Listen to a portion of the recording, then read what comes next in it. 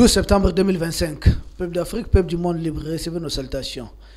Merci et ravi une fois de plus d'être avec nous, de nous accompagner sur African TV, une filiale de Gandhi Malien TV. Aujourd'hui, nous avons jugé nécessaire d'aborder les thèmes de la révolte ou de l'anarchie qui a lieu en France. Si cela a un impact sur les populations, voire la lutte de libération entamée par les populations de l'AS. Pour comprendre davantage, pour décrypter, nous avons fait appel à nos deux experts maison. Il s'agit à ma droite, c'est déjà les frères, les collègues, les journalistes bien sûr, et Moloko Touali, qui n'est pas présenté, qui travaille d'ailleurs avec nous ici à African TV, qui présente, qui anime d'ailleurs certains plateaux. Et à ma gauche, c'est les doyens et l'expérimenté, l'inspecteur de la douane à la retraite. Et ensemble, nous allons essayer de comprendre les contours de ce qui se passe là-bas. Qu'est-ce que nous autres, populations de l'Est, nous devons faire? Moloko Touali, bonjour, et votre bonjour au public qui nous suit. Oui, bonjour à vous, frères et amis, et camarades et combattants des libertés pour l'Afrique. Mon frère Diawara, on a l'honneur toujours de dire général, et je sais que c'est mérité. Grand bonjour à notre doyen qui a toujours été là pour nous aider à décrypter l'actualité, aussi décrypter les sujets, au fin que les populations qui nous suivent puissent davantage être informés, être formés également. Je dis également bonjour à tous ceux qui ont donc l'habitude de suivre dans un premier temps Gandhi Malien et qui vont aussi se rabattre également sur cette nouvelle chaîne qui vient d'être lancée par ces braves gens, ces braves jeunes, par ces braves frères initiateurs de ces grands projets. Et j'espère que tout le monde va être disposé à nous accompagner et à nous soutenir. Merci donc de toujours m'associer aux réflexions. Voilà. Doyen. Bonjour Diawara, bonjour à Moloko Touali. Je suis heureux d'animer cette séquence avec lui. Bonjour à tous les travailleurs de Gandhi TV. Bonjour surtout à tous nos auditeurs, particulièrement Fatou Toukouré. Fatou Toukouré. Et encore une fois, bonne fête à toute la communauté musulmane.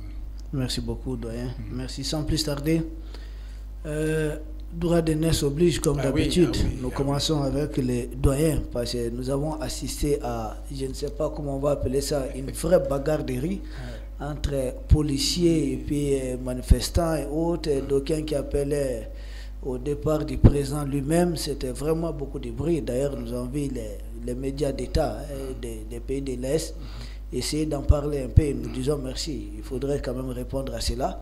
Et nous voulons savoir un peu pourquoi tout ça, parce qu'on attend beaucoup de choses. Ça dépend souvent des narratifs élaborés. Donc, pourquoi est-ce que nous sommes arrivés jusqu'à ce niveau? Si je ne sais pas, là, c'est pour quelque chose. Qu'est-ce qui se passe? D'aucuns parlent d'un problème de Premier ministre, mais ça fait plusieurs Premiers ministres déjà qui ont été changés. Pourquoi? Qu'est-ce qui se passe réellement? Il se passe que le régime constitutionnel choisi par le général de Gaulle est arrivé à ses limites. Le général de Gaulle est venu, il a fait un régime semi-présidentiel. Il a choisi entre le régime présidentiel et le régime parlementaire. Il a préféré une voie médiane, le régime semi-présidentiel. Évidemment, le régime semi-présidentiel a ses exigences. C'est-à-dire qu'un président de la République élu au suffrage universel, direct, et ensuite un parlement où les parlements se réunissent. Mais dans la configuration, généralement, le président de la République, pour pouvoir gouverner, doit avoir une majorité à l'Assemblée nationale. Et ceci pose aujourd'hui problème parce que depuis quelques années déjà, il n'y a presque pas de majorité présidentielle.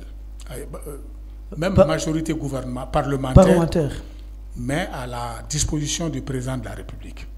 Parce que comme je l'ai dit déjà, le président de la République, il est le président de la majorité parlementaire, présidentielle, Mais le Premier ministre qu'il se choisit était le Premier ministre de la majorité parlementaire.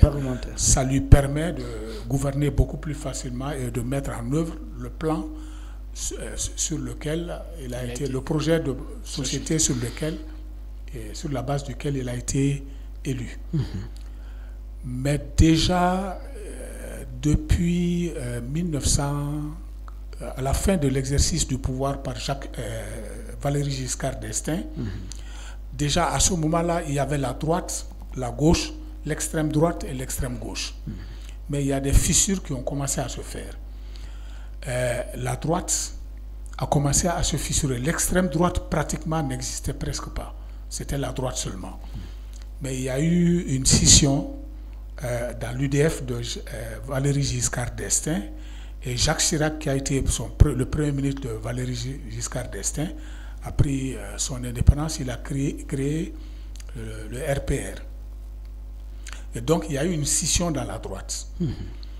Il y avait déjà dans la gauche, il y avait le Parti socialiste et le Parti communiste. C'était classique.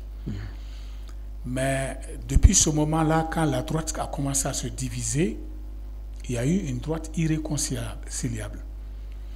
Et donc, Chirac, qui a voulu concurrencer et se présenter aux élections pour ravir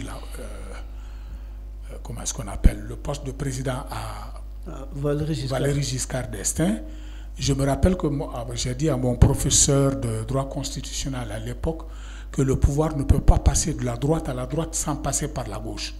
Il m'a regardé d'un air bizarre, mais techniquement, c'est ce qui est arrivé.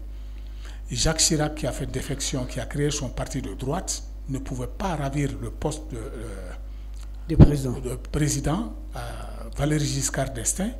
À l'intermédiaire, il aurait fallu que le pouvoir passe par la gauche. Et c'est ce qui s'est fait. Mitterrand est venu. Quand Mitterrand est venu, il avait eu l'astuce de rassembler la droite, la gauche du moins, autour d'une plateforme de gouvernement, et il a pu réunir. Mais ça a eu ses limites. Dès les élections de mi-mandat, il avait perdu la majorité au Parlement. Et je crois que c'est Édouard Balladur qui est devenu Premier ministre, parce que Chirac avait eu la majorité au Parlement. Donc il y a eu une cohabitation. Depuis là, il y a eu un problème, parce que je l'avais dit déjà ici, dans l'esprit du général de Gaulle, quand vous êtes désavoué, vous présentez un projet de société, quand vous êtes désavoué sur votre projet de société et que c'est un autre Premier ministre qui va venir, qui n'est pas de ton camp, qui n'a pas à contribuer à ton projet de société, il va présenter quoi? C'est la cacophonie. Dans l'esprit de la Constitution de 1958, comme on dit le cas déjà en Côte d'Ivoire, dans la Bible, je m'excuse de citer la Bible, allez-y. La Bible dit que la lettre tue, c'est l'esprit qui vivifie. Il ne faut pas s'accrocher à la lettre, il faut s'accrocher à l'esprit. Qu'est-ce qu'on a voulu dire? Et c'est ce que le général de Gaulle avait compris. Quand il a perdu le référendum, il s'en est allé. Son mandat n'était pas fini. Donc il y a une scission et une multiplication. On est parti de la droite et la gauche. On avait divers droites, divers gauches. On avait le centre. On avait ça s'est multiplié, ça s'est fragmenté. Et aujourd'hui, Macron est venu à la fin de parce que cette alternance droite-gauche qui ne marchait pas du tout, Macron a surgi sur les centres de ce que François Bayrou avait vu faire, le centre pour le rassemblement. Mais Macron est parti d'un autre côté, de la gauche, il a immigré vers le centre en prenant et à la droite et à la gauche pour pouvoir se propulser. Il a bénéficié vraiment de beaucoup de chance, parce que la droite classique qui était au pouvoir, parce que c'était à la sortie de François Hollande. François Hollande, c'est la gauche socialiste. Oui, mais Sarkozy voulait se relancer, ça n'a pas marché. Fillon a été balayé à la dernière minute avec des scandales. Et Hollande, qui n'avait jamais été élu député à l'Assemblée nationale, je crois qu'il n'avait jamais été réellement un élu, n'a pas eu le culot de continuer et de se présenter. Il a cédé le pas et c'est comme ça que Macron est sorti de l'eau, mais avec un rassemblement de la droite et la gauche. Il a laminé les partis classiques de la gauche et de la droite pour constituer quelque chose. Mais ça, c'est limite. Et aujourd'hui, ce n'est pas le premier mouvement qui secoue. C'est-à-dire que c'est toute la problématique qui s'oppose entre la légalité et la légitimité. Tous les candidats ayant été écartés, il ne restait que Marine Le Pen, qui n'arrivait jamais à percer le plafond de verre. Et donc, il se trouvait en terrain conquis. La droite se liait à lui. Tout le monde, c'était tout sauf le RN. Marine Le Pen. Marine Le Pen. Donc, il jouait sur du velours. Il est devenu président. Mais regardez, quand il est devenu président, regardez le mouvement des Gilets jaunes. Ça n'a pas atteint ce qui se passe actuellement en violence, mais c'était quand même un mouvement très très long et un mouvement qui s'était installé dans la durée. C'était même très violent. Hein, ah bon. Donc, très violent. Maintenant, en plus de ça, il y a un émiettement du front social. Vous avez divers syndicats qui sont affiliés à des partis politiques qui n'arrivent pas à faire l'unité, contrairement à l'Allemagne, en Angleterre ou à l'Allemagne, où il y a IG Metall qui est un syndicat très très fort, et il y a moins de grèves parce qu'ils sont unis et que quand eux ils veulent gréver, il y a des orientations qui sont données, qui sont respectées. Mais en France, c'était devenu la maladie de la grève. Tous les jours, ils sont en grève, tous les jours, un syndicat, tout. Voilà comment Mais ensuite, le troisième point que je voulais dire, donc c'était politique, c'était social, maintenant c'était économique aussi. La France, depuis Maastricht, après les 30 glorieuses qu'ils ont dit, la France n'a jamais pu se maintenir sur le plan économique. Sur le plan économique, ils n'ont jamais pu tenir les critères de Maastricht et notamment le critère de 3%, pas plus de 3% du déficit public. Ils n'ont pas pu tenir. Je me souviens qu'ils sont toujours à revendiquer pour qu'on rehausse ce seuil. Et d'autres problèmes économiques. Mais ensuite, ils ont vendu des fleurons de l'industrie tels que... surtout au profit des États-Unis.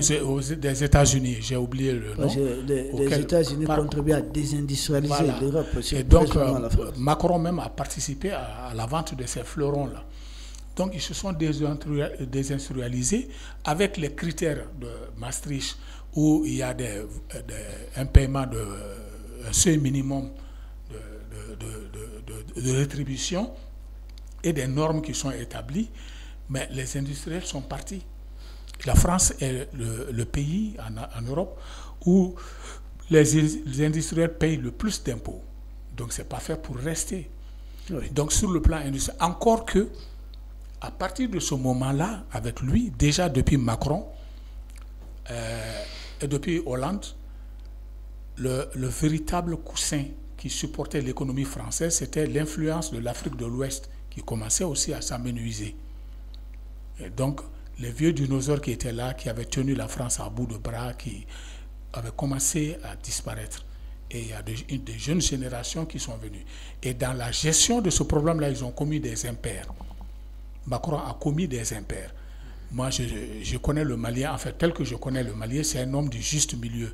Si au départ, quand les coups d'État avaient eu lieu, je pense que si Macron avait dit aux autorités militaires de la transition, bon, écoutez, maintenant je crois qu'il y a trop de problèmes, est-ce que nous pouvons nous rencontrer pour redéfinir les bases de notre coopération? Ça aurait mieux passé. Oui, mais les erreurs de Macron profitent en tout cas à l'éveil de notre population. Vivement d'autres erreurs à venir d'Emmanuel Macron. Mounokotouali, les causes, vous avez quelque chose à ajouter? Parce que c'est à quoi nous avons assisté, c'est une vraie anarchie, c'est même pas la révolte. La révolte, c'est même de les respecter un peu. Oui, effectivement, vous faites bien de poser ce sujet d'actualité, même si c'est très loin de nous, mais par rapport à certaines réalités, on ne peut pas ne pas jeter un regard là-dessus. Effectivement. Et je voudrais ici saluer la pertinence d'analyse du doyen qui a tenu compte de la dimension du rapport politique, des rapports de force au niveau politique entre le pouvoir au niveau de l'Assemblée, la majorité au niveau du Parlement et la majorité au niveau politique, c'est-à-dire gouvernemental. Donc quand on est au pouvoir, désormais, comme cela se fait, il faut que celui qui est au pouvoir ait aussi les mains libres. Or, s'il n'a pas au niveau de l'Assemblée, il n'a pas la majorité, il va lui être affecté un Premier ministre, lequel Premier ministre, comme il a bien dit, ne peut pas forcément adhérer au projet de société à la faveur duquel ce dernier est élu. Bien, donc cette analyse est pertinente. Mais ce qui sur quoi je vais rebondir, c'est le cri des citoyens français. C'est ça aussi la réalité, parce que la France vit une crise profonde aujourd'hui. On a connu des crises en Europe, ce n'est pas une première fois. L'Italie a connu une crise, l'Espagne en a connu, et le Portugal. Portugal, mais surtout l'autre, non, celui la Grèce. La Grèce qui a été même portée à bout de bras pour être sauvée. Et donc, aujourd'hui, si on fait attention, c'est vrai, il y a la dimension politique, mais il y a beaucoup plus l'économie, la crise, le social qui est menacé au niveau des citoyens français. Et ça a été beaucoup plus mis dans les revendications. Quand on demande à ce que le président démissionne, parte, et que tout le monde se mette dans les rues et dise ce qu'il ne pouvait pas dire, cela suppose qu'ils en avaient marre. Et ils ont ce courage de le dire, ils l'ont manifesté. Ça a entraîné, certes, le départ d'un Premier ministre, même si le nouveau est venu, mais celui-là n'a pas encore déballé sa vision, n'a pas encore dit exactement ce qu'il entend faire pour pouvoir gérer la situation, parce que c'est une situation de crise qui est là. Les Français vivent, il a même dit, les entreprises en souffrent, mais on peut aussi dire, est-ce que ce n'est pas la conséquence négative de la crise qui oppose actuellement l'Ukraine et la Russie, parce qu'il y a eu problème de gaz. Et à un moment donné, il y a eu problème de gaz et autres produits qui étaient mis sous sanction, qui ont obligé les pays européens à trouver des mécanismes pour se justifier. Est-ce que ça n'a pas porté, parce que les conséquences ne sont jamais immédiates, hein, surtout au niveau économique, ce n'est jamais des conséquences immédiates. Ça vient petit à petit, quelques années aujourd'hui, la guerre de l'Ukraine et la Russie, si on n'exagère pas, ça peut faire aujourd'hui 3, 4, 5 ans.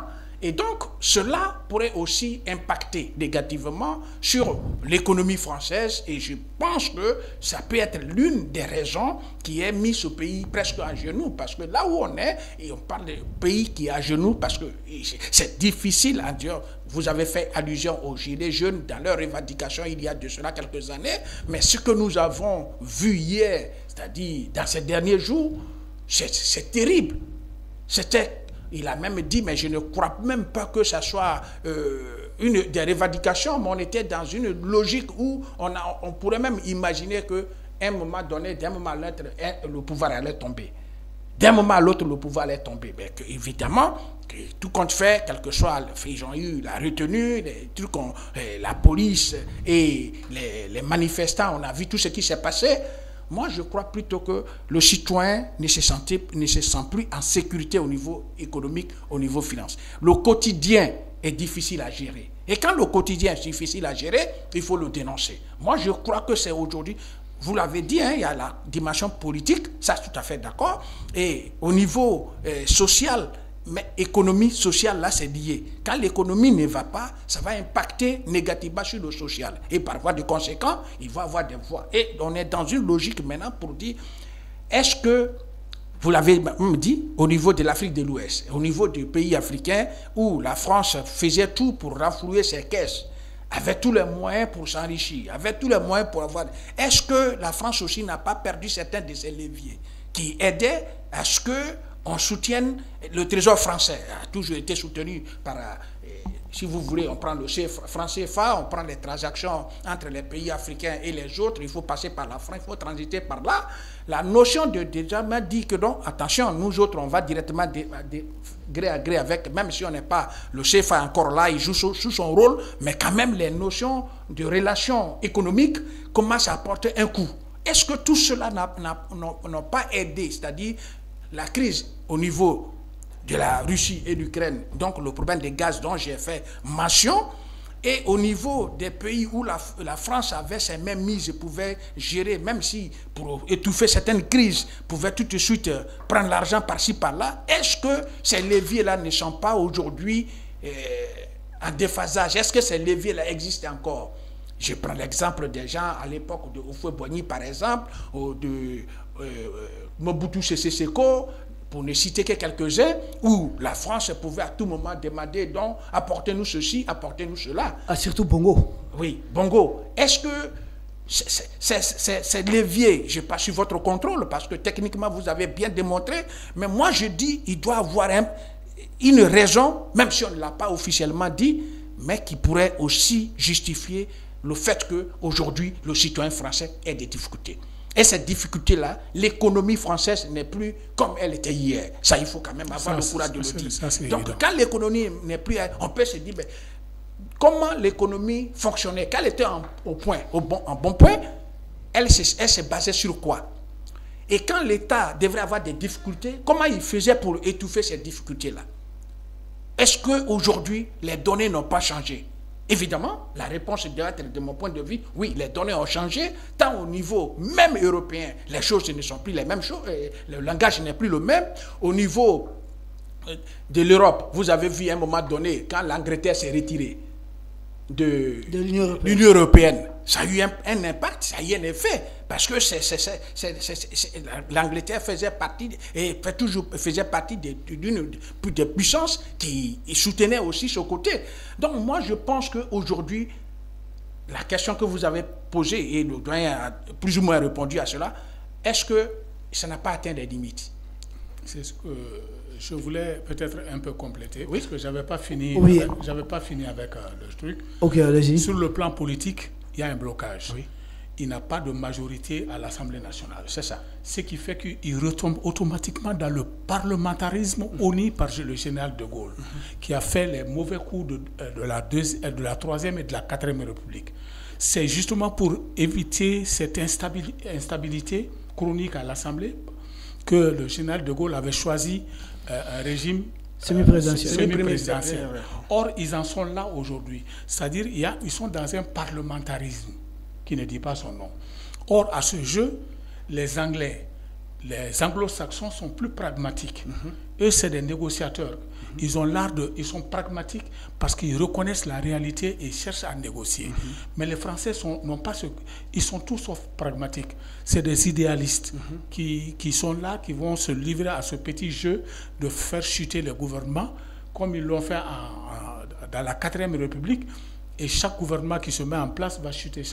Ils en sont là. Donc, la 5e République est arrivée à ses limites. D'où, logiquement, organiser de nouvelles élections présidentielles qui pourra peut-être drainer une majorité par la suite. Voilà pourquoi j'ai dit qu'ils ont les limites. Maintenant, pour ce qui concerne le renversement, leur économie, leur base, ils n'ont pas changé de logiciel. C'est pourquoi les pays anglo-saxons s'en tirent mieux qu'eux, parce que leur base reposait sur l'Afrique. Ça est en train de leur échapper. Donc il y a un ensemble de choses comme ça qui ont fait qu'aujourd'hui, tout explose. Et surtout, il y a un facteur très intéressant qu'on n'a pas souligné. C'est de multiples facteurs. Un facteur, c'est l'intégration des étrangers qui viennent en France. Il y a tellement d'étrangers qui sont venus, ils n'ont pas su intégrer comme en Allemagne, moins bien qu'en Allemagne ou en Angleterre. En Angleterre, oui. Ils ont beaucoup de migrants, mais ils n'ont pas su intégrer ces migrants dans l'économie. Donc tout ça, c'est un ensemble de problèmes qui a perduré Et ça explose aujourd'hui. Ce n'est pas une seule cause, il y en a plusieurs. Ok, il y en a plusieurs. Et nous restons un peu avec les causes. Il y a peut-être, nous sommes aussi interpellés à certains niveaux. Nous, pays de l'Est, vous avez si bien parlé de l'Afrique qui est en train d'échapper du contrôle, ou en tout cas de ce qu'on appelle ce comportement impérialiste qu'on appelle zone d'influence, que l'Afrique échappe de plus en plus à l'impérialisme français. Et quand on parle de l'Afrique, on parle principalement des 3 pays de l'AES. De l'autre côté, vous aviez évoqué, quand vous étiez en train d'analyser d'ailleurs, la part de la Russie. Parce que n'oublions pas, même en 2024, la France a acheté beaucoup plus de gaz avec la Russie. Et les gaz, et je sais pas, beaucoup d'autres ressources énergétiques, ça continue. Et la France a perdu. Quand on parle de l'Est, de la Russie, nous savons que le mix énergétique de la France est surtout fondé et basé principalement sur le nucléaire. Et qui part du nucléaire, part de l'uranium. Qui part de l'uranium, part de l'AES. Et deuxième chose, c'est le gaz et le pétrole. Et de ce côté encore, il faut parler de la Russie. Moloko Toali. Est-ce que l'Est et la Russie n'y sont pas pour quelque chose? Si est-ce la France avait une bonne santé économique, est-ce qu'on allait voir au grand jour toutes ces contradictions politiques aujourd'hui? Oui, mais c'est ce que je disais tantôt. Je disais que la France est arrivée à un moment où l'économie n'est de plus la politique française. Parce que c'est lié, pour qu'une politique puisse être mise en exergue, il faut les moyens. Oui. Voilà. Et donc, ces moyens, quand vous faisiez allusion, on sait quand même que quand on parle de gaz, c'est la Russie.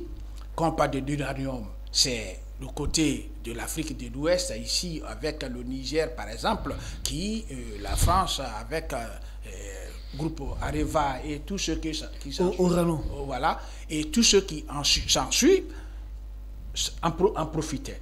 C'était même du pillage. Voilà. Et donc, j'ai dit, les lignes ont changé. Quand les lignes changent, ça impacte négativement comme positivement. Mais ici, on est dans un contexte négatif. Pourquoi? Parce que hier, la France pouvait étouffer ces crises économiques. Qu'on mette la main sur le cacao, qu'on mette la main sur le café, qu'on mette la main sur le diamant, qu'on mette la main sur l'or et autres produits que le pétrole et autres, ça aidait toujours. Mais il y a eu une dynamique. On est dans une dynamique aujourd'hui où les yeux sont ouverts. Et d'ailleurs, si hier, à Katimini, on pouvait les aider, comme l'exemple de Feu Kadhafi avait aidé la France, n'est-ce pas, à un moment donné, par rapport à la situation, même si c'était dans un contexte d'élection, Kadhafi avait été utile. Il a fallu qu'il meure ou il y ait des contradictions pour que ça soit mis au grand jour. Mais on a toujours vu la France qui a aidé à survivre en faisant pression sur ces colonies. Parce que il faut appeler ça colonie, parce que jusqu'à ce qu'aujourd'hui, on est bientôt 5 ans que le discours a changé. Bientôt 5 ans que les Africains disent non, il faut revoir les choses. Pour ne pas dire 10 ans ici, qu'on a la remise en cause de France-Afrique, toutes les philosophies France-Afrique. Quand on parle de France-Afrique, c'est tous les mécanismes qui aident à ce que la France ait la même mise sur tout ce qui est économie, ressources et autres. Est-ce qu'on est encore dans cette dynamique? Je ne crois pas. Et la crise au niveau de la Russie avec l'Ukraine, les pays de l'OTAN en ont pris aussi en ont eu les conséquences. Parce que avec le gaz à un moment donné a eu un coût. D'ailleurs, pour appuyer un peu ce que vous êtes en train de dire, c'est-à-dire ils achètent aux États-Unis aujourd'hui 3 fois plus cher le prix du gaz qui acheté à la Russie. Le GML. 3 à 4 fois. Mais c'est bien dit. Et ça c'est la politique américaine. Et je le disais la dernière fois, j'ai dit l'Amérique a cette stratégie de savoir profiter des conflits. Les 2 guerres mondiales. Vous l'aviez tout en dit d'ailleurs. Voilà. Et donc, les États-Unis savent profiter des crises pour se rehausser. Et donc, ce qui était payé facilement hier, moins cher, comme vous le disiez, au niveau de la Russie, les donnes ont changé. Ce n'est plus moins cher.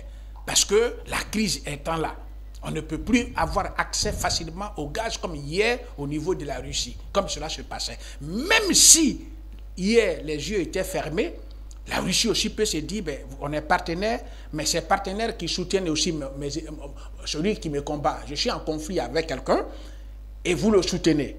Et vous avez des relations commerciales avec moi. Si mon argent peut vous aider à fournir des armes, les moyens à mon ennemi, les données changent. Est-ce que vous comprenez? Donc hier, si j'étais ouvert à donner gratuitement, je peux restreindre, même si je dois donner gratuitement. Or ici, la question fondamentale, c'est que le contrôle du gaz échappe aujourd'hui.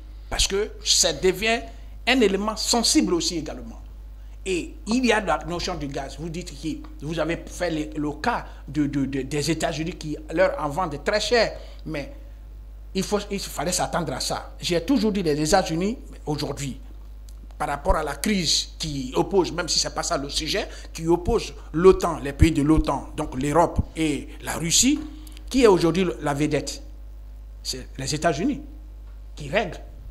On a vu hier le président américain et le président russe pour s'attendre afin que le président ukrainien puisse accepter que la crise soit, il puisse reconnaître que il est faible face à la Russie pour qu'on puisse demander à la Russie de mettre balle à terre et aller à la négociation. Mais accepter qu'il est en position de faiblesse. Oui, mais c'est ça que l'autre a dit. Mais Zelensky refuse ça. Trump lui a dit, mais il n'a pas refusé parce que à un moment donné, il lui a dit de ne plus venir à tenue militaire. Est-ce que vous comprenez? Il a même dit qu'il n'a pas les cartes. Et après, l'autre rencontre, il était bien costumé. Il s'entête. Donc, poussé par Macron. Oui, justement pour ne pas trop aller... La France a perdu et est en train de perdre ses vieux leviers de ses ressources, de sa survie. Parce que la vie de la France se joue aussi là. Il y a eu beaucoup de gens qui ont écrit, beaucoup d'experts, beaucoup de politiques pour dire, si nous perdons les pays francophones, c'est-à-dire les zones francophones, que la France perd, la France va économiquement souffrir. Vous avez parlé de ceux qui ont fait le déplacement en France, qui n'ont pas été intégrés dans le tissu, dans l'économie, qui n'ont pas été pris. Oh, c'est une valeur, c'est une force. Mais s'ils ne sont pas intégrés, ils ne peuvent pas être productifs au même sens, au vrai sens du terme. Et s'ils ne sont pas productifs, ça va aussi impacter négativement sur la rentabilité du pays. Tout est lié. Au niveau des pays de l'AES, quand vous le dites bien, on est dans ce contexte précis aujourd'hui, les pays de l'AES, même si hier, la France, on a vu les accords qui ont été dénoncés, même si ça a été dénoncé au niveau militaire et autres, mais il y avait des marchés facilement qui étaient obtenus quand certaines sociétés françaises pouvaient venir au Mali, pouvaient ou bien au Burkina Faso ou au Niger ou dans d'autres pays avoir facilement les marchés. Les données ont changé. Les groupes Bolloré et autres aujourd'hui ne sont plus accueillis comme facilement comme ils étaient accueillis hier. Vous comprenez? Il y a des sociétés qui étaient bien implantées dans certains pays africains aujourd'hui. Même leur truc pétrolier, Shell ou Total, pour ne citer que ces deux, les gens ont le regard sur eux. Il faut peut-être même dire que certains, pour être un peu terre à terre, dans l'exercice même, les gens préfèrent aller, ceux qui vendent, les petits revendeurs, les petites stations, les gens préfèrent aller là-bas dans les stations privées que aller beaucoup plus chez Total. Voilà. Vous comprenez? Donc tout est lié. Tout est lié. On est aujourd'hui dans une dynamique où la France, si elle ne l'a pas encore dit, mais elle est en train de le sentir, de regretter. Vous avez dit son approche pour dire il y a la crise, il faut qu'on se retrouve, on discute. Vous l'avez dit que au niveau du Mali, vous connaissez le Malien, donc il y a la dimension médiane. On s'est tiré là-dessus. Le président français demande aux autorités des pays là, venez, on va discuter, on va se comprendre. Il se serait compris, n'est-ce pas? Mais s'il n'y a pas ce côté, celui qui a son uranium, il va le gérer comme il veut. Celui qui a d'autres matières, il va gérer ça comme il le veut, et ça va impacter négativement sur la France. La France, le problème de France n'est pas simplement lié, c'est pas simplement un problème politique. si c'est la dimension politique, ce qu'on a vu hier dans les rues, c'est pas ça. Les gens parlent de leur social, leur avenir, le devenir de leurs enfants. Ils ne savent pas. Jusqu'à aujourd'hui, les gens s'interrogent. Même les vrais spécialistes des relations France-Afrique s'interrogent et voient plutôt une suite obscure pour la France qu'un espoir qu'ils avaient hier. Parce que leurs données ne sont plus... On a parlé de Mobutu. Si on fait le débat sur la France, il faut toujours recourir au passé. Mobutu, Houphouët-Boigny, et d'autres... Et Adema. Et Adema, et autres, qui pouvaient, avec un coup de fil, dire, amenez-nous quelqu'un, on vous donne de l'argent, gérez vos pays, en attendant que les nôtres souffrent. On en a vu. Ce n'est pas une première. Mais aujourd'hui, dans le contexte où on est dans un autre paradigme, où les cerveaux sont éclairés aujourd'hui, on est dans un autre paradigme. On est aujourd'hui, si même demain, il peut avoir élection au Burkina, au Mali, ou au Niger, ou en Côte d'Ivoire, ou à partir. Mais je vous dis, général, on n'aura plus la même perception des relations France-Afrique. Parce que l'idée de domination commence à fuir petit à petit des cerveaux des dirigeants africains. On en a vu même le Sénégal, au niveau du Sénégal, avant même de prendre les rênes, mais le discours qui est tenu était tellement panafricaniste que tout le monde a dit ça peut changer, même si ça n'a pas changé. Mais la France a une conscience pour dire je perds ma zone d'influence. Et au détriment de qui? Parce que aussi, la France craint que la Russie lui arrache la vedette dans ses zones d'influence. Et moi, je crois que la France aura, dans les prochaines années, ses yeux pour pleurer. Ok. Voilà. Merci beaucoup. Doyen, nous revenons vers vous. Tout ce qui se passe dans le monde, c'est un grand village interplanétaire. Tout est lié d'une manière ou d'une autre. Nous savons que le Premier ministre désigné par Emmanuel Macron pour remplacer à François Bayrou, c'est Sébastien Lecornu, qui est son ministre des Armées. Donc, qui a, d'une manière ou d'une autre, il a les mains et les pieds dans la politique agressive de la France contre nos États. C'est lui qui a été désigné comme Premier ministre. Nous savons aussi que les partenaires russes et d'autres journalistes indépendants ont pu démontrer, d'ailleurs nous avons même vu certains documentaires, que l'Ukraine aide, la France utilise l'Ukraine pour armer les groupes armés terroristes à partir de la Mauritanie. Et là encore, c'est très dangereux. Une telle politique, ça peut se faire sans le ministre des Armées, actuellement devenu Premier ministre. C'est inquiétant. Autre chose encore, nous savons que pour remplacer le gaz russe, ces gens sont en train de compter sur les gazoducs transsahariens qui doivent partir du Nigeria, traverser le Niger pour atteindre l'Algérie. Là encore, c'est un problème. Ils ne veulent pas renoncer à ça. Et nous savons aussi que la France compte en tout cas de se relancer en se basant sur l'énergie nucléaire.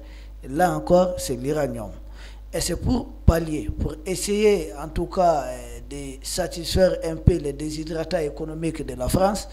SLS ne doit pas se préparer durement. Et s'il n'y a pas une menace réelle que la France va utiliser contre les pays de l'Est, et surtout si nous savons que les médias français, tels France 24 et autres aujourd'hui, sont en train de donner une connotation politique aux groupes armés terroristes.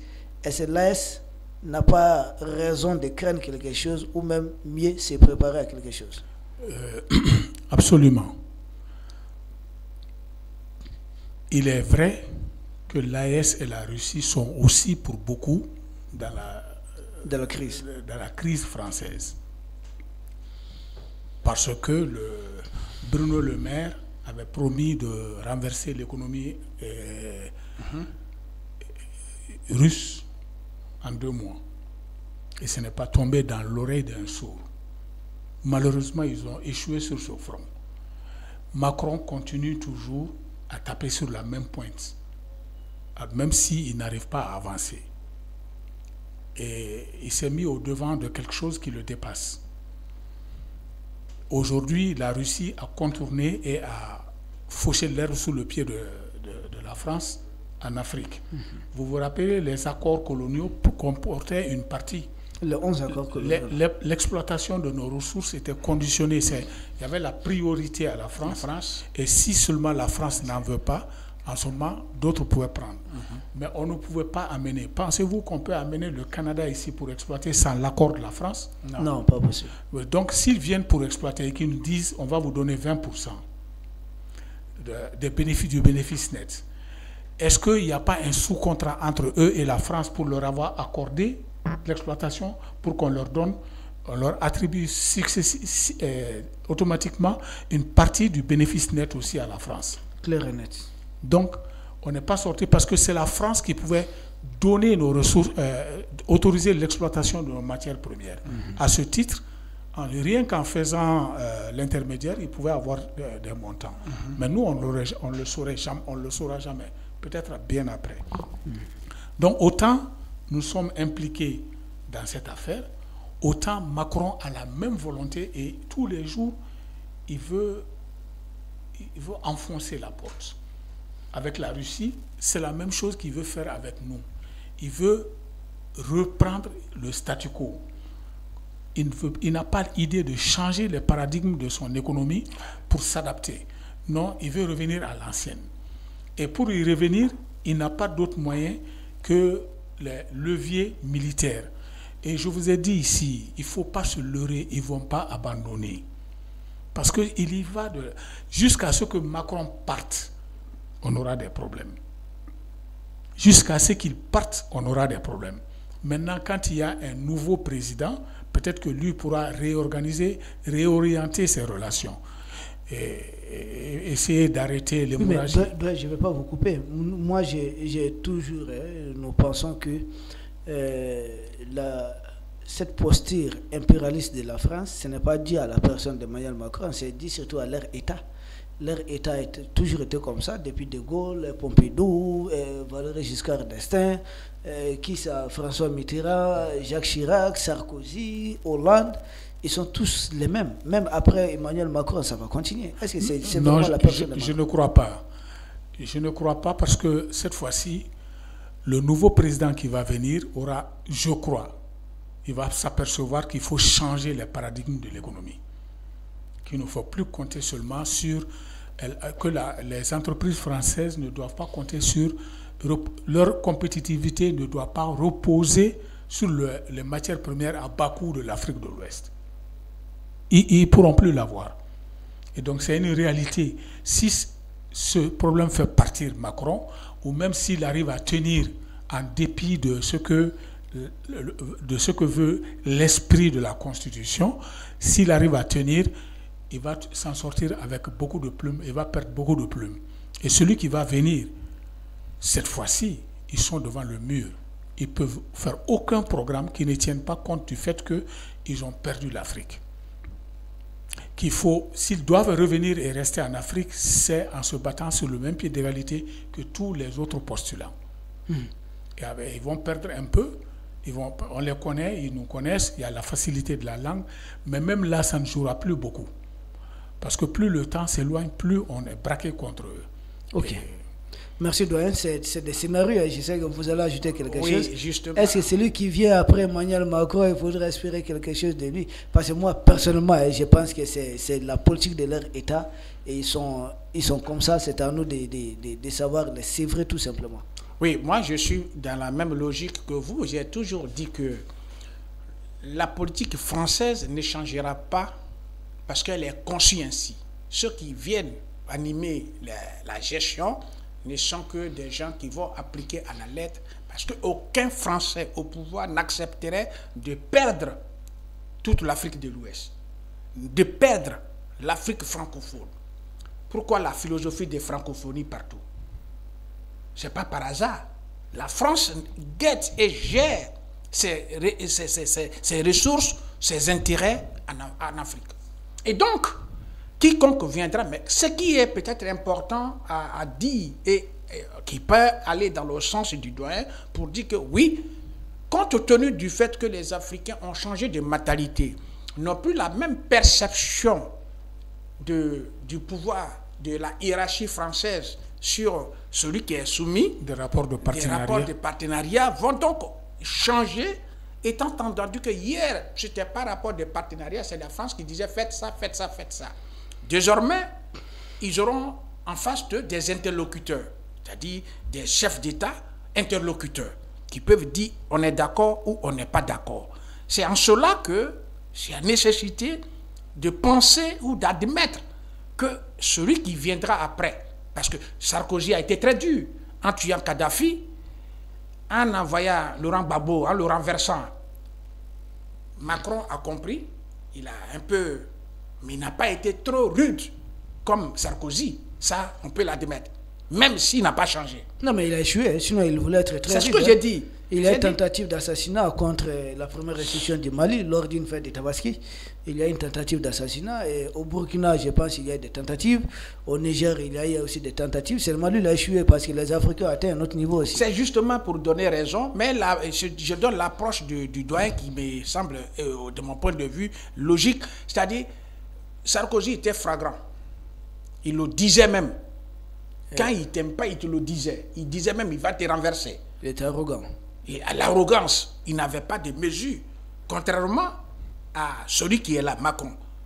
Macron, il est aussi vulgaire. Ça, pour l'expression, le respect que j'ai pour tous les citoyens français, mais il a aussi ce côté vulgaire quand il parle. Mais la réalité est que tant que les Africains n'ont pas pris leur responsabilité de dire nos biens nous appartiennent, nous allons en partenariat travailler. La France ne changera pas. Et je ne crois pas que c'est un chef d'État français nouveau qui puisse changer, puisque même la question du franc CFA, loger l'économie, les restournes, ou bien les retombées ou les bénéfices logés dans le trésor français, quand est-ce que ça va être rapatrié? Quand est-ce que ça va nous revenir? Quand est-ce qu'on va avoir cette autonomie? Quand est-ce que nous pouvons avoir la monnaie qui nous appartient, qui ne passe plus par la France, ou au niveau de la gestion, on ne peut plus avoir la présence d'un expert français ou un décideur français qui va avoir ce qu'on appelle le veto, droit de veto sur un certain nombre de responsables africains. Il y a des problèmes de fond, c'est multiple. Et la France, je ne crois pas qu'elle puisse changer si on n'y oblige pas. L'exemple est très simple. Si les autorités maliennes, pas qu'on les applaudisse, qu'on ne les applaudisse pas, mais qui ont quand même, avec cet esprit de militaire, dit, nous on prend le courage, on dit ce que le citoyen ne peut pas dire. Parce que si c'est un citoyen qui était au pouvoir, les accords de la France ne seraient pas, les accords ne seront pas dénoncés, ne seraient pas dénoncés. Vous parlez d'un civil? Si c'est un civil qui était au pouvoir, ces accords ne devraient pas être dénoncés dans ce contexte. Mais les militaires ont osé. Et donc, la France est consciente que les choses vont changer en Afrique. Même les différentes élections, si la France perd à ses hommes, je prends l'exemple terre à terre ici, je ne crois pas, mais c'est peut-être un souhait. Si Ouattara n'est plus demain président de la Côte d'Ivoire, vous conviendrez avec moi que le langage changera. Les rapports changeront. Les choses iront autrement. Parce que, qu'on le veuille ou non, jusqu'à aujourd'hui, la France a son grand élément au sein de l'Afrique de l'Ouest. Et ce grand élément, c'est bien au niveau de la Côte d'Ivoire. Le président, qu'il y ait mis, que ça soit Sarkozy et autres. Donc, il faut que les États africains, les dirigeants africains aient le courage de dire nous devons changer. C'est là le discours qui est tenu, qui a développé trois aspects. Le doyen l'avait décrypté la dernière fois, trois éléments, c'est-à-dire notre souveraineté, le libre choix de nos partenaires. De nos partenariats et la prise en compte des intérêts. La prise en compte des intérêts. Ce langage-là, même si les Maliens, mais il était murmuré partout en Afrique, mais qui pouvait le dire haut et fort? Maintenant, c'est constitutionnel au Mali. C'est ce que j'ai dit. Voilà, Dieu merci. Donc, il y a une logique nouvelle. Vous avez parlé de changement de paradigme. Et on est dans cette dynamique. Et c'est là qui va certainement obliger les futurs dirigeants français à savoir échanger. Mais justement, c'est ce que je... Voilà. En fait, moi j'ai pris le problème par un bout. Mais en réalité, que le prochain président le veuille ou pas, avec la situation de l'AES, dont les manifestations vont faire effet boomerang, ils sont obligés. C'est nous qui allons les obliger à changer de paradigme. Mais c'est ce que nous disons. Voilà. Hein? C'est ce que j'ai essayé de dire. Quand je dis le prochain président français va changer, il ne changera pas pour changer parce que ce n'est pas pour son plaisir. Mais c'est nous qui imposons ce changement-là. C'est ce que je veux dire. Oui, je suis d'accord.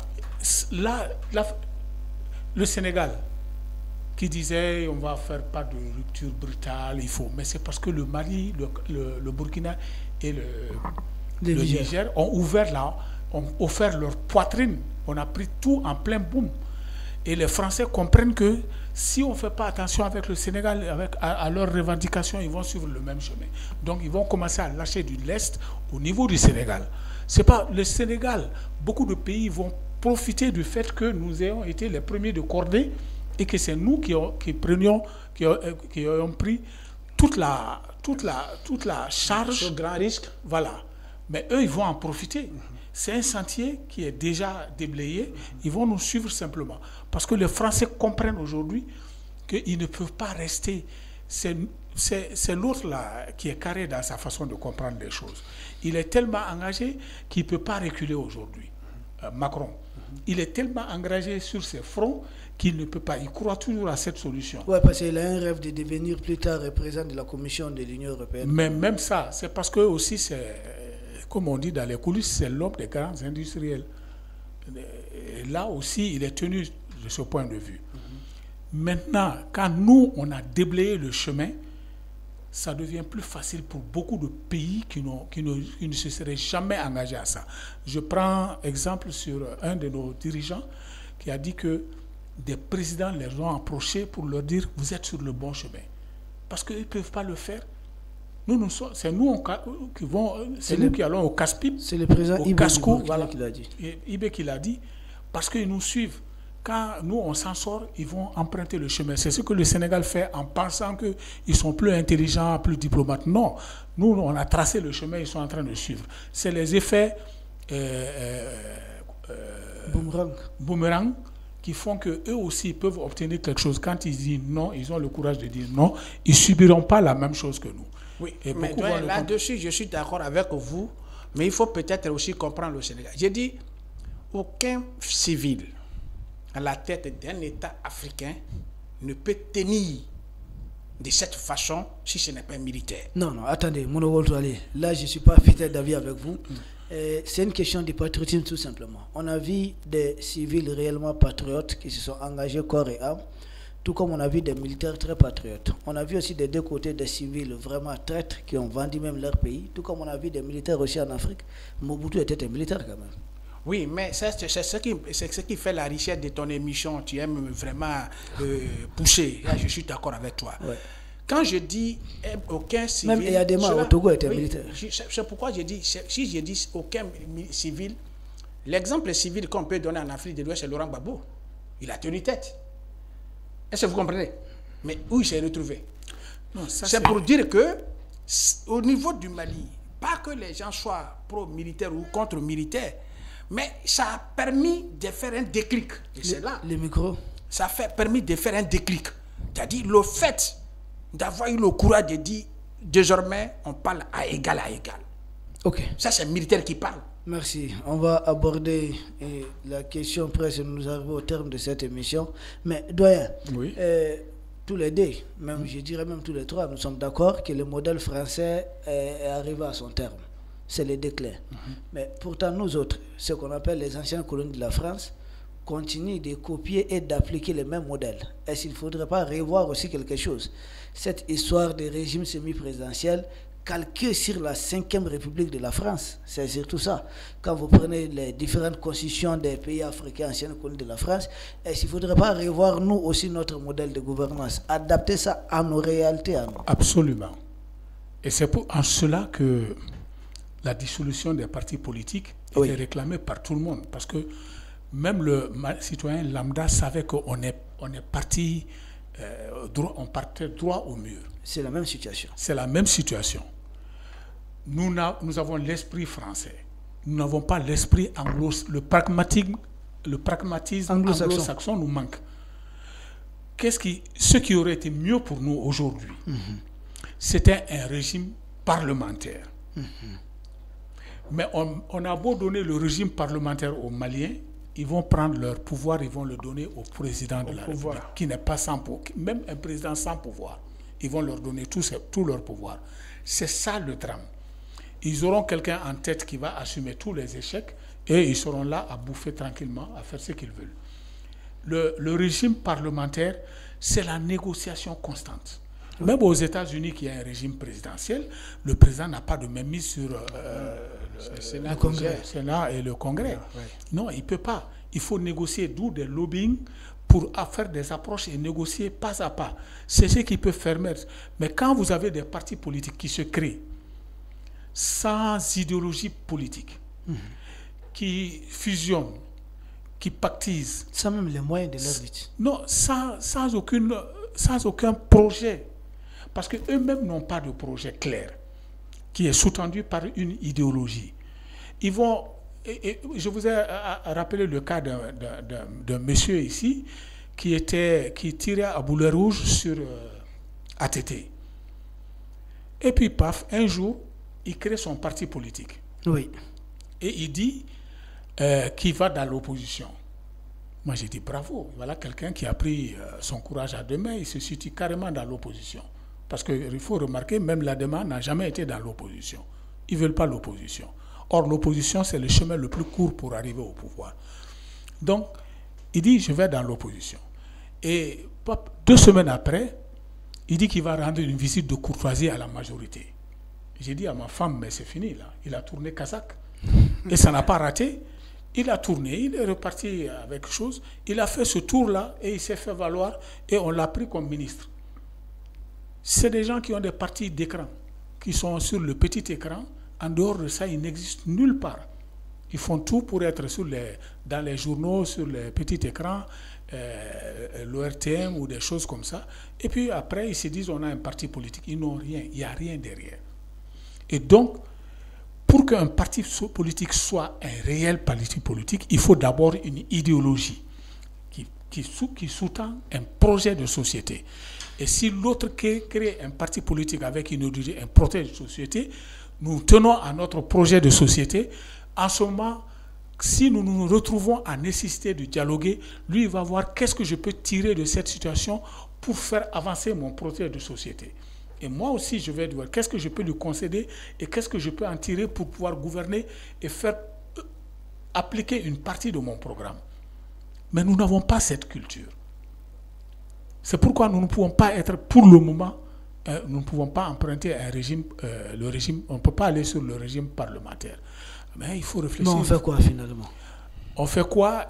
Il faut réduire, ce qu'on avait dit, c'est réduire les partis politiques à un nombre strict pour éviter cette dispersion. Donc créer au fur et à mesure. Exiger de chacun qu'ils aient une idéologie politique. Pas seulement dire nous sommes sociodémocrates. Non, définir ce que c'est et la ligne politique. Et empêcher les collusions. Et ça, c'est sur des problèmes constitutionnels qui peuvent le régler. On ne va pas migrer faire le voyage, la transhumance entre la majorité et la minorité, des choses comme ça. Ok. Merci beaucoup, doyen. Non. C'est la même question. Oui, c'est la même question. Oui, justement. Il nous faut notre modèle à nous quand même, parce que ce modèle français, c'est pas la peine, c'est de l'anarchie, ça.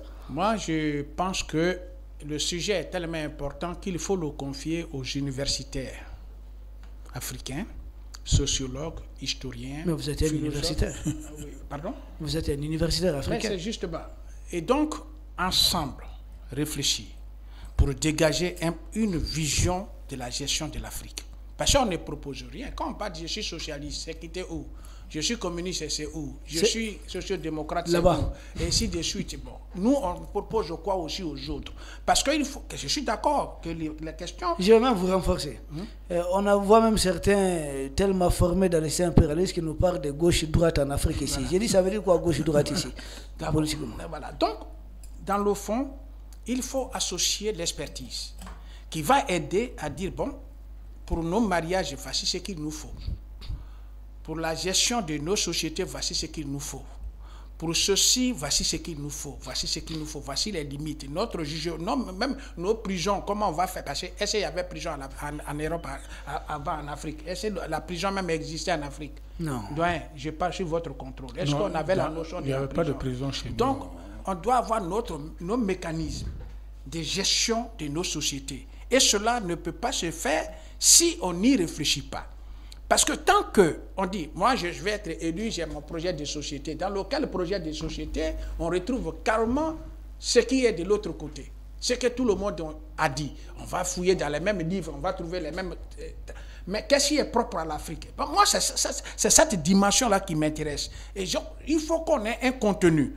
C'est-à-dire, les Africains proposent quoi en termes d'économie, de la gestion de nos économies. Moi, un jour, j'ai ri avec un ami, j'ai dit non, j'aime trop les maracas au Mali. J'aime beaucoup les maracas. Ah, merci. Oui. Très petit, depuis le petit chef 5 francs, ici, chaussures, c'est un système économique. Il contribue. Comment on peut chercher l'argent? C'est-à-dire les techniques de recherche de l'argent. Donc, il nous faut penser comment nos matières premières, on pourrait donc les gérer, on peut les transformer. Comment? Avec d'autres approches. Comment? Parce que l'Afrique est réelle. Si ce n'est pas aujourd'hui, l'Africain n'avait pas la notion de vendre des terres. On ne vend pas la terre en Afrique. Aujourd'hui, tout est vendu. Mais certaines familles ne pourraient plus, dans peut-être certaines 10 ans, 15 ans, 25 ans, 30 ans, certaines familles ne pourraient plus dormir parce qu'ils ont tout vendu. En Afrique, on se nourrissait de la terre. En Afrique, on n'allait pas sur le marché pour se nourrir. Dans nos villages africains, ce n'est pas au marché on va pour se nourrir. On va au champ. On a les mécanismes, on a tout.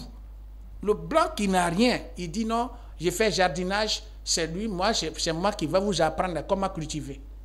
Celui qui a la terre, qui est né dans Daba, avec la machette, depuis des années, s'il ne t'a pas appris à cultiver, comment c'est toi qui vas lui apprendre à cultiver? Est-ce que vous comprenez? Donc, il nous faut dégager des mécanismes de gestion au village, les mortiers qu'on a pour piler le riz, les vents qu'on fait pour vanner le riz. Mais c'est des mécanismes, c'est des systèmes qui pourraient aider. On dit non, il ne faut plus dégager votre façon de vous coucher, mais trouver comment on va trouver les lits, comment on va t'amener un matelas, comment on va t'amener ceci, tout ça là. Il faut changer, il faut penser. Donc moi je pense qu'il y a la nécessité d'intégrer les universités africaines, de faire une grande rencontre, ça c'est mon point de vue, et qu'il y ait derrière cela la volonté politique pour amener les intellectuels à penser un modèle africain. On n'a pas de modèle africain. Or, si on a un modèle africain qu'on va proposer, il aura un caractère universel. Quand il a un caractère universel, d'autres compieront aussi sur nous pour pouvoir aller. Notre bachi qu'on mange ici bien. Le couscous. Le couscous. On ne l'a pas préservé. Vous trouverez dans certains pays couscous du côté Europe avec les trucs, même le placadi, Côte d'Ivoire, ça y est en Europe, c'est maintenant en farine, sous forme de farine, foutu, de bananes qu'on pile, ça se retrouve là-bas. Mais est-ce que nous, on a dégagé les mécanismes pour gérer tout ça dans un premier temps? Ok, terminé. Je crois que... Oui, vas-y. Je crois que... Excuse-moi de t'interrompre. Oui, vas-y. Dans l'histoire, on ne veut pas réinventer la roue. Nous sommes tellement engagés dans le système de gestion étatique. C'est un État avec un président de la République. À moins de dégager le président de la République et choisir un Premier ministre, enfin un système parlementaire ou un régime présidentiel ou semi-présidentiel, ou alors choisir la monarchie. À part ces choses-là, on ne voit pas d'autres. Les États sont conçus pour fonctionner et nous avons un État qui est conçu pour fonctionner sur ce mécanisme-là. Ce qui est important aujourd'hui, ce n'est pas tant le système-là, mais les hommes qui l'animent. Et c'est pourquoi, en ce sens, quand on parle de Mali-Croix, c'est de refonder le caractère du Malien. Et ça passe par l'éducation. Ça passe par la formation. Ça passe par une autre manière de faire de la politique, de contraindre les politiciens, parce que le métier de politique, c'est le métier le plus noble.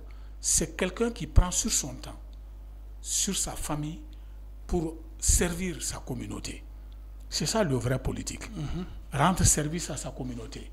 Mais des gens pensent que c'est par la politique qu'on vient, on s'enrichit.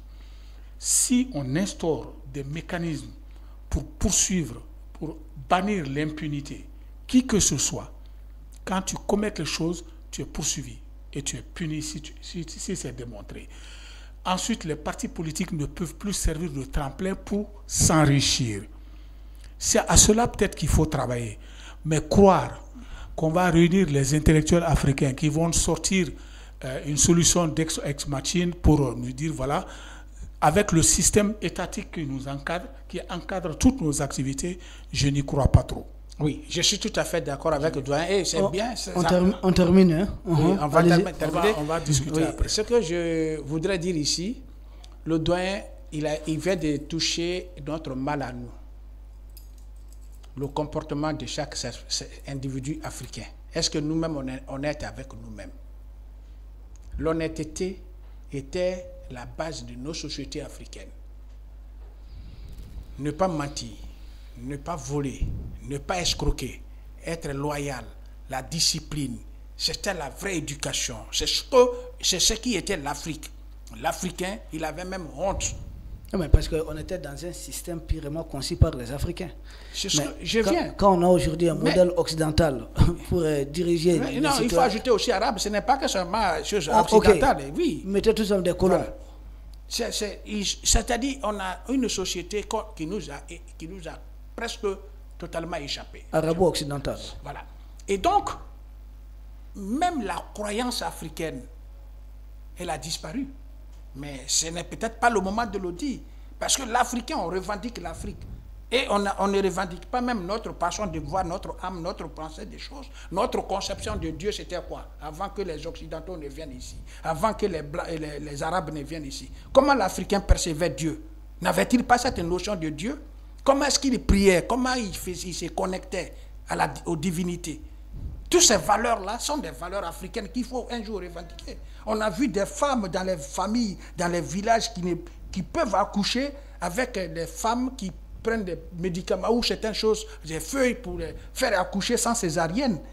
Est-ce que vous comprenez? Toutes ces valeurs ont disparu. Il y a des villages où le serpent pouvait mordre quelqu'un et on le traite sur place. On n'a pas besoin de l'évacuer ou chercher la pierre noire. On avait une thérapeutique traditionnelle. Voilà, justement, toutes ces valeurs sont parties. Et ceux qui avaient ces valeurs... Mais pourquoi ces valeurs sont parties? Justement parce que, ils ne mentaient pas, les détenteurs ne mentaient pas de savoir.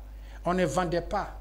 Chez quelqu'un pouvait se passer, on ne peut pas dire, oui, je vends le produit, je vais te guérir, donne-moi ça, tu verses un mouton, 30 bœufs et tout. Ça n'existait pas. En Afrique, vous allez voir quelqu'un, il va te soigner avec 5 francs, ou bien de la cola, ou quelque chose. Et il te soigne, tu t'en vas. Si tu es reconnaissant, tu reviens, tu lui donnes ce que tu vas lui donner. Il ne te posera pas de prix. Mais est-ce que quelqu'un accepte de transmettre son savoir à son prochain? Oui, la transmission du savoir était d'abord initiatique en Afrique. On a tous année, moi je suis dans un village, je sais de quoi je parle. On ne donnait, même le père ne peut pas donner son savoir à tous ses enfants. Parce qu'il y a certains qui ne peuvent pas se maîtriser, qui peuvent faire du n'importe quoi avec. Et donc, il disait, toi va à mon palmier. Peut-être il est presque 17h, il va demander à son fils, va au palmier. Il est seul. Il ne fuit pas, il s'en va. Le père observe. Ils avaient leur manière de détecter les enfants avec leur comportement pour dire, si je ne suis pas là, lui, il peut gérer ma famille. Il peut s'occuper de ses frères. Lui, là, c'est ce qu'il faut lui donner, mais je ne peux pas lui donner ce secret, je ne peux pas donner ça. Parce qu'il y avait tellement des interdits. Et c'est pourquoi chez nous, on dit quand on avait détenteur de pouvoir, on ne peut pas mentir, on ne peut pas faire du faux, on ne peut pas faire des... Il y a certaines, même des femmes qui, entre guillemets, pour le respect du doyen, mais femmes indisposées, quand elles préparent un détenteur dans un village, ne mange pas. Il ne peut pas manger parce qu'elle ne peut même pas préparer, même oser préparer. Aujourd'hui, tout le monde prépare dans les maquis, on ne sait pas qui a préparé, on mange tout ça. Donc, on a des valeurs africaines qu'il faut revendiquer. Et donc, tout ça, ça va rentrer dans notre contexte des choses. Et cela nécessite. On dit, aujourd'hui, moi, je suis loyal, je suis citoyen, je n'ai pas de même pas de vignette. Mais si j'écris sur les toits, je peux dire, oui, c'est moi, le vrai, comment on l'appelle?